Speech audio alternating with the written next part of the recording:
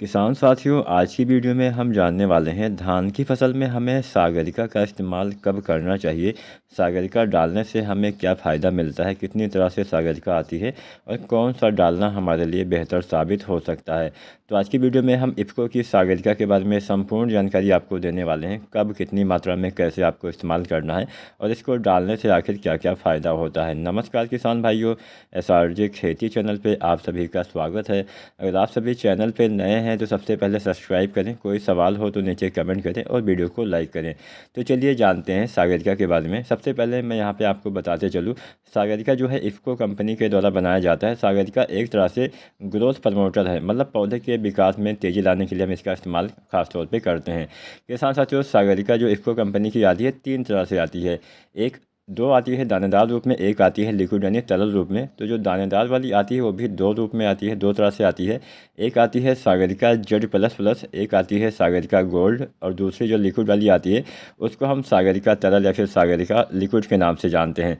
तो यहाँ पे हम सबसे पहले बात करेंगे सागरिका Z++ के बारे में, उसके बाद में हम अन्य जो आती हैं इसके प्रोडक्ट्स उसके बारे में जानेंगे। तो चलिए सागरिका Z++ के बारे में जानते हैं कि इसमें क्या होता है और कैसे हमारी फसल को इससे लाभ मिलता है। किसान साथियों, जो सागरिका Z++ है, समुद्री जो खरपतवार होते हैं इसको हम समुद्री शैवाल भी बोलते हैं। इसका एक दानेदार रूप में समुद्री शैवाल को बनाया जाता है, मतलब इसका एक दानेदार रूप में फार्मूला तैयार किया गया है। समुद्री जो शैवाल होते हैं उससे ये बनाया गया है। किसान साथियों, ये जो समुद्री शैवाल का रस होता है इसमें बहुत सारी चीज़ें पाई जाती है, जैसे इसमें प्रोटीन हो गया, कार्बोहाइड्रेट हो गया, अकार्बनिक लवण हो गया, विटामिन के साथ साथ अन्य बहुत सारे इसमें पोषक तत्व होते हैं जो आपके पौधे के जो वृद्धि वाले हार्मोन्स होते हैं उसको काफ़ी उत्तेजित करते हैं, जिससे पौधे का विकास अच्छे से होता है। जैसे इसमें ऑक्सिन हो गया, जिब्रेलिन हो गया, साइटोकिनिन हो गया, बीटेन हो गया और मैनिटोल, ये आदि चीज़ें पाई जाती है। और ये जो इसका जो रस होता है ये ऐसे मिलाया जाता है जिसमें जिंक, बोरोन, कैल्शियम भी होता है। मतलब यहाँ पे जो सागरिका Z++ है इसमें auxin, gibberellin, cytokinin, beaten, mannitol के साथ साथ जिंक, बोरोन और कैल्शियम भी कुछ मात्रा में पाया जाता है, जो पौधे के शुरुआती विकास में काफ़ी सहायता करता है, पौधे के शुरुआती विकास में काफ़ी अच्छा आपको लाभ देता है। किसान साथियों, इसको भारत के जो महासागर होते हैं, जो समुद्र तटीय क्षेत्र होते हैं, वहाँ पे इसको मतलब वहाँ पे इसकी खेती भी की जाती है समुद्री शैवालों की, वहीं से इसको लिया जाता है। किसान साथियों, इसको आप बहुत सारी फसलों में यूज़ कर सकते हैं। लगभग सभी प्रकार के जो फसलें होती है, चाहे धान वाली हो, चाहे दलहन, चाहे तिलहन, चाहे फल फूल सब्जियां वाली फसलें हो, गन्ना, चुकंदर, तमाम फसलों में आप इसका इस्तेमाल कर सकते हैं। लगभग सभी फसलों में आप इसका इस्तेमाल किसान साथियों कर सकते हैं। धान में भी आसानी से यूज कर सकते हैं। किसान साथियों, सागरिका Z++ अगर आप धान की फसल में डालते हैं तो क्या लाभ मिलता है ये भी हम जान लेते हैं, क्योंकि हम बिना लाभ के कोई चीज़ों का इस्तेमाल नहीं करते हैं। किसान साथियों, सागरिका जो आती है Z++ दानेदार रूप में आती है और ये जो क्या काम करता है, आपकी फसल की उत्पादक की गुणवत्ता को ये बढ़ा देता है। पौधे के शुरुआती अवस्था में काफ़ी अच्छी मदद करता है, पौधे के कल्ले के विकास में काफ़ी सहायता करता है। अच्छे कल्ले आते हैं, जड़ का विकास अच्छे से होता है, पोषक तत्वों की अवशोषण करने की जो क्षमता होती है वो भी काफ़ी बढ़ा देता है, जिससे आपके पौधे अच्छे से सही मात्रा में जो खाद्य पदार्थ है मिट्टी में उसको ले पाते हैं। किसान भाइयों, अगर आप सागरिका Z++ का इस्तेमाल धान की फसल में करते हैं तो आपका जो पौधा होता है सूखे के प्रति ज़्यादा सहनशील हो जाता है। इसके साथ साथ जल्दी उसमें बीमारियों का अटैक नहीं होता, क्योंकि आपके पौधे की जो इम्यूनिटी सिस्टम होती है, रोग प्रतिरोधी क्षमता होती है, उसमें काफ़ी वृद्धि प्रदान कर देता है, जिससे आपकी फसल में जल्दी बीमारियों का अटैक नहीं होता है। इसके साथ साथ सबसे ज़रूरी बात, कोशिका विभाजन में काफ़ी मदद करता है। अब कोशिका विभाजन से यह मतलब हुआ कि कल्ले के विकास में काफ़ी मदद करता है, जिससे आपकी फसल में ज़्यादा कल्ले का विकास हो पाता है। बीज का विकास, आपके पौधे में अन्य बहुत सारे जितना भी विकास वाली प्रक्रिया होती है उसमें काफ़ी मदद करता है, काफ़ी हेल्प करता है। इसके साथ साथ ये आपकी मिट्टी को भी सुधारता है, मिट्टी में जो पड़े आपके जीवाणु होते हैं उसको सक्रिय करता है, जिससे आपके फसल के जड़ों का विकास काफ़ी बेहतर होता है। किसान साथियों, मिट्टी में एक मुख्य जीवाणु होता है जिसको हम राइजोस्फियर के नाम से जानते हैं। राइजोस्फियर जो जीवाणु होता है ये जड़ों के विकास के लिए काफ़ी ज़रूरी होता है, तो इसको भी ये सक्रिय करता है। अब हम जानते हैं, अगर आप सागरिका Z++ का इस्तेमाल धान की फसल में करना चाहते हैं तो आपको आखिर इस्तेमाल कब करना चाहिए, कितनी मात्रा में आपको इसका इस्तेमाल करना चाहिए।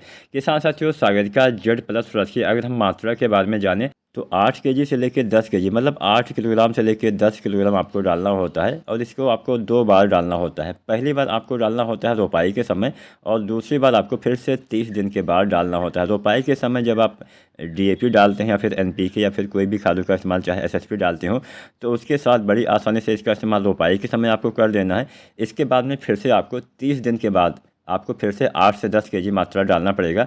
अगर आप इस समय डालते हैं तो बहुत बेहतर लाभ मिलता है। कल्ले का विकास काफ़ी अच्छे से होता है, जड़ों का विकास काफ़ी अच्छे से होता है, आपकी मिट्टी में भी सुधार करता है। किसान साथियों, हमारे बहुत सारे किसान साथी रोपाई नहीं करते हैं, सीधी बिजाई करते हैं, सीधी बुआई करते हैं।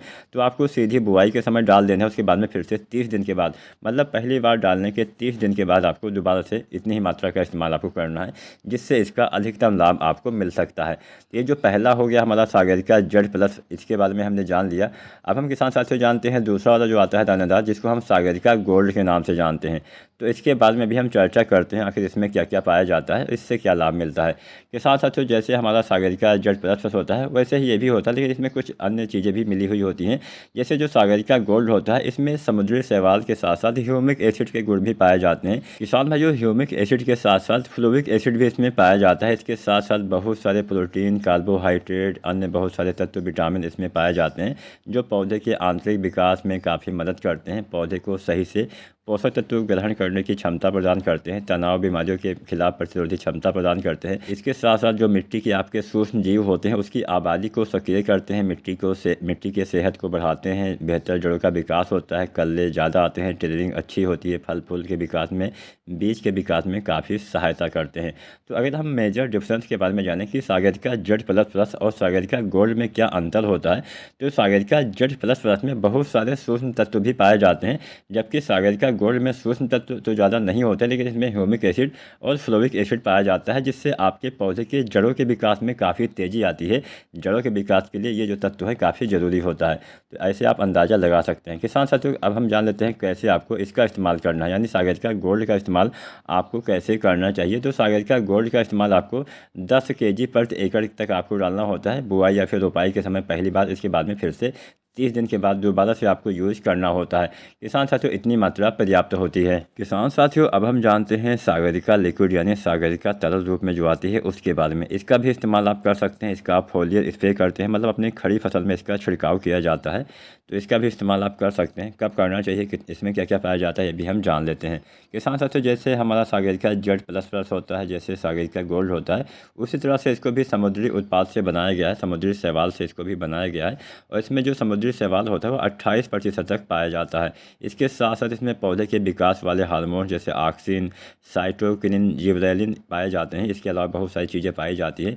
इसमें प्रोटीन, कार्बोहाइड्रेट, अकार्बनिक लवण, विटामिन, प्राकृतिक हार्मोन, बीटेंज, मैनिटोल, अन्य बहुत सारे तत्व पाए जाते हैं, और इसका भी इस्तेमाल आप सभी फसलों में लगभग कर सकते हैं। किसान साथियों, अब हम जानते हैं अगर आप इसका इस्तेमाल धान यानी सागरिका लिक्विड का इस्तेमाल धान की फसल में करते हैं तो क्या फ़ायदा मिलता है। एक तो पर्यावरण के अनुकूल होता है, आपके पौधे पे इसका कोई विपरीत असर, मतलब एक हानिकारक प्रभाव नहीं होता है।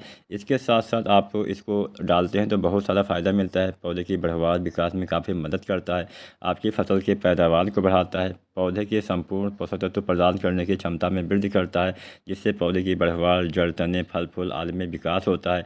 इसके साथ साथ आपके फसल की शारीरिक दक्षता को बढ़ाता है, जिससे पौधे मिट्टी से ज़्यादा पोषक तत्वों को ग्रहण कर पाते हैं, जिससे फसल के विकास में तेज़ी आती है, बूस्टिंग का काम करता है। किसान साथियों, उपज की गुणवत्ता को बढ़ाता है, फल के आकार, रंग और स्वाद की गुणवत्ता में वृद्धि करता है। इसके साथ साथ पौधे के तनाव को दूर करता है, रोग, कीट आदि की प्रतिरोधी क्षमता विकसित करता है। तो अब हम ये भी जान लेते हैं कि अगर आप सागरिका लिक्विड का इस्तेमाल करना चाहते हैं तो इसको आपको कब डालना होता है, कितनी मात्रा में आपको डालना होता है। किसान साथियों, सागरिका लिक्विड अगर यानी सागरिका तरल अगर आप डालते हैं तो इसका इस्तेमाल आपको धान की फसल में 3 बार करना पड़ेगा।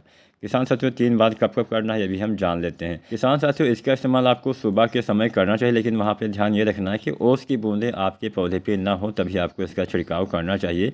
अब हम जानते हैं कब कब आपको इसका छिड़काव करना है। पहली बार आपको इसका छिड़काव करना है पौधे की रोपाई या फिर कल्ले निकलते समय, मतलब पौधे की रोपाई के बाद कल्ले निकलते समय आपको पहली बार इसका इस्तेमाल करना है।